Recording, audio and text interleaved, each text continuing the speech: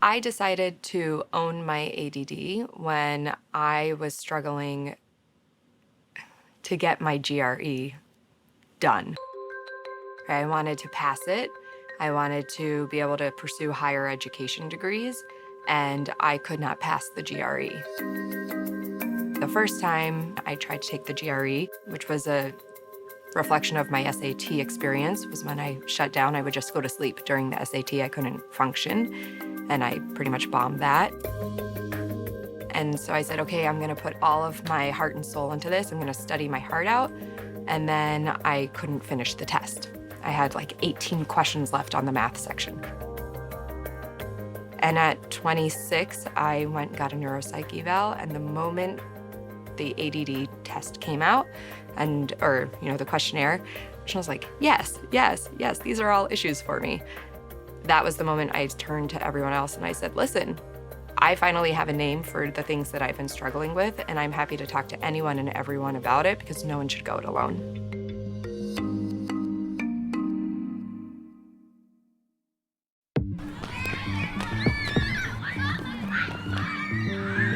For decades, attention deficit hyperactivity disorder, or ADHD, was thought to primarily impact boys and men,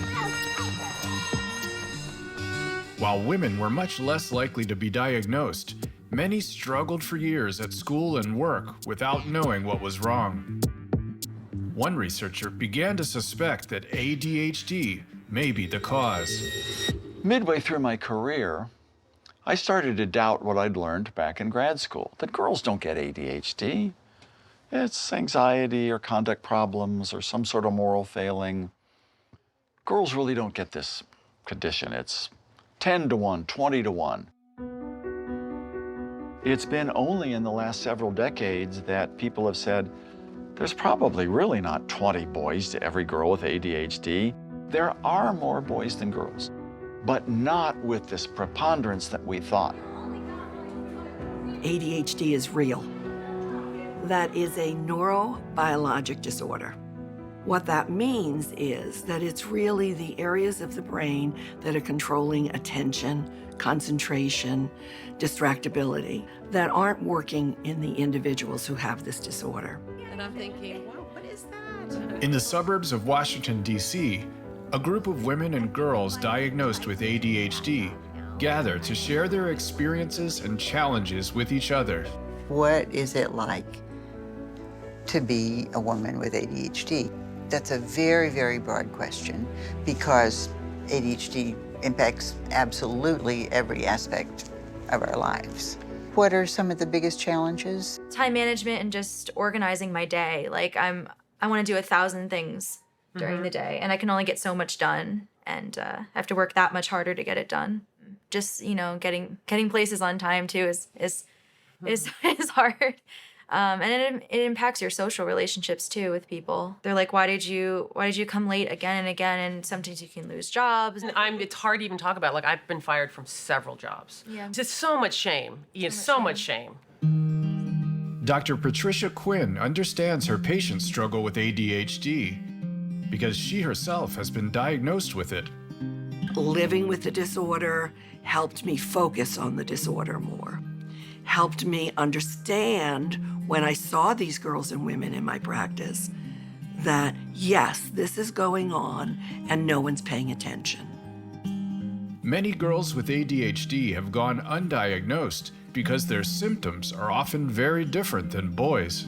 Anyone who doesn't look like the stereotypical kid with ADD, ADHD, throwing spitballs in class, running around in circles. I'm like, I didn't look like any of those things.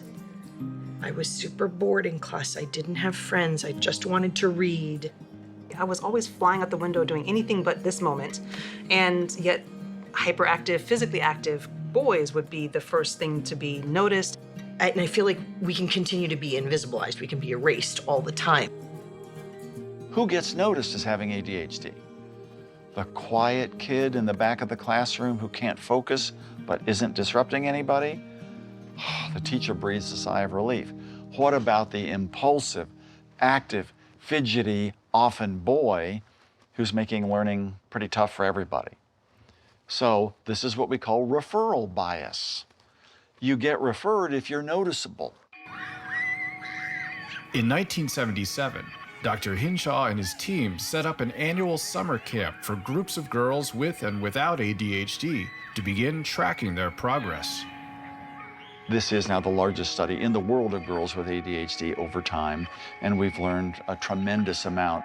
More than 20 years later, he's still collecting data on the same young women into adulthood, revealing dire consequences for girls and women left undiagnosed and untreated.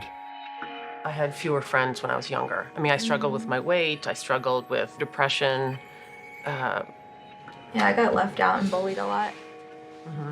Just picked last. Girls with ADHD have particular problems that boys don't have. For example, girls with ADHD, from our own research, appear to be more likely to be rejected by their girl peers than boys with ADHD. I've gotten in fights with my friends because I just acted out and I got in a fight. Like, I've lost friends because of it. College, I'm amazed that I finished college because it was so bad. It was brutal. It's very brutal, and yeah, it caused me a lot of like anxiety and depression growing up.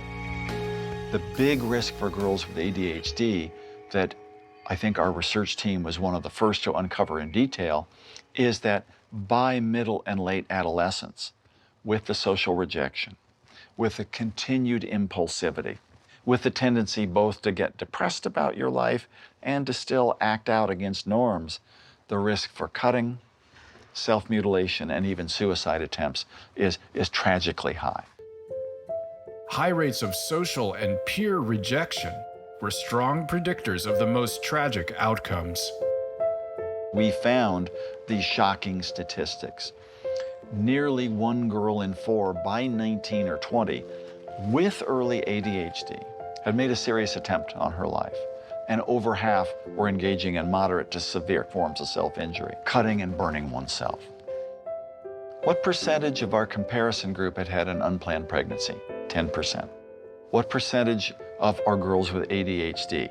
45%. 4.5 times the risk. So we're focusing on some of the really difficult findings. But ADHD ups the risk for difficult outcomes, but it is not inevitable. So being diagnosed in my late 40s is just like, it's not like one light bulb. It's like a whole like set of floodlights where you're like, oh, I see.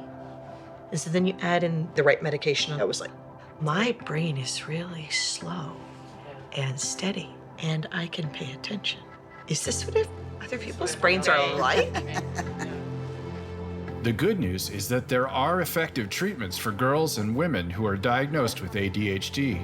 This is a very hopeful disorder in that once it's diagnosed, we know there are lots of things we can do to help you. It's extremely, extremely therapeutic for people, but especially I find for females to have a place to come in a group setting where they feel understood, I haven't really noticed much. I think it's because I'm medicated, so. where they don't feel judged, where they can learn from each other as well as from the professional that's facilitating the group how to work with their ADHD. If you had just one piece of wisdom to offer to a girl that's maybe just starting to learn that she might have ADD, what kind of advice would you give?